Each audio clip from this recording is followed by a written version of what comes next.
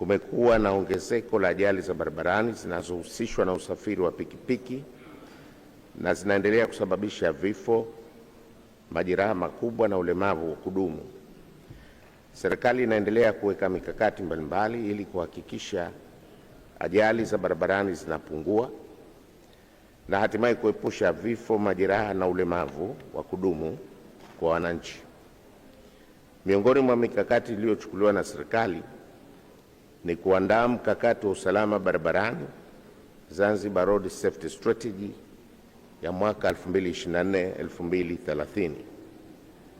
Mheshimiwa Spika, mkakati huo umeweka mipango madhubuti ya kupunguza ajali za barabarani, ikiwemo kutoa elimu kwa madereva wa vyombo vya moto, ikiwalenga zaidi madereva wa bodaboda na magari ya usafiri wa umma, kuweka mikakati wa matumizi ya mifumo katika utoaji wa huduma za usafiri barabarani, kuwa na kamati maalum za ukaguzi wa usalama barabarani, uwekaji wa taa za barabarani, kufunga kamera za usalama barabarani kwa barabara zote za Unguja na Pemba, na ukaguzi wa kisasa wa vyombo vya moto, pamoja na uwekaji wa alama za usalama barabarani na ujenzi wa miundombinu ya barabara iliyo bora na salama kwa watumiaji wote.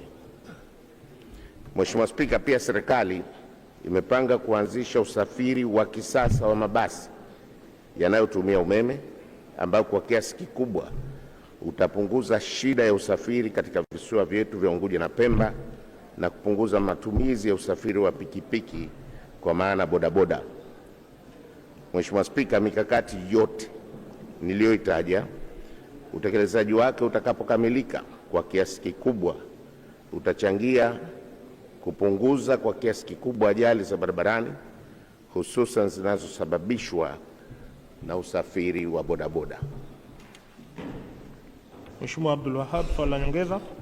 Asante sana Mheshimiwa Spika, na nimshukuru Mheshimiwa Waziri kwa majibu yake.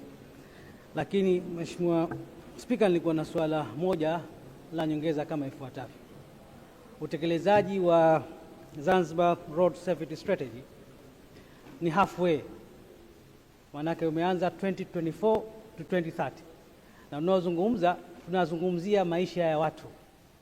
Bado kuna tatizo la ajali za waendesha pikipiki Zanzibar. Je, kwanza haoni kwamba Zanzibar Road Safety Strategy haitekelezeki? La pili, je, ni mkakati upi wa dharura wa serikali ili kuweza kusave kwanza gharama kwa serikali, kwa sababu tunajua kwamba ajali ni gharama, lakini pia kukinga maisha ya waendesha bodaboda? Asante sana Mheshimiwa Spika. Mheshimiwa Waziri, majibu. Mheshimiwa Spika, naomba kumjibu Mheshimiwa Abdul Wahab swali lake la nyongeza kama ifuatavyo. Kwanza, nimekiri kwamba ajali zipo na hasa zinasababishwa na bodaboda.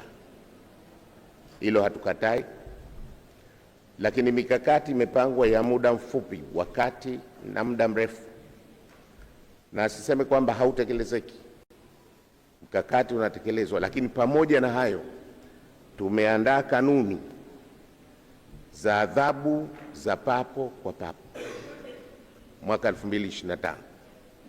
Ni juzi tu, na karibu pikipiki 259 tumezikamata kwa kushindwa kutoa faini inayotakiwa ya adhabu za papo kwa papo. Hiyo ni miongoni mwa juhudi, pamoja na kwamba kuna baadhi yetu tunawatetea watu wao.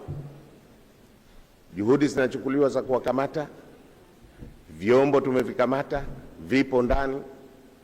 Wanaoshindwa kulipa faini bado tumevidhibiti, lakini watu wapo miongoni mwetu tunatetea kwamba adhabu hiyo ni kubwa.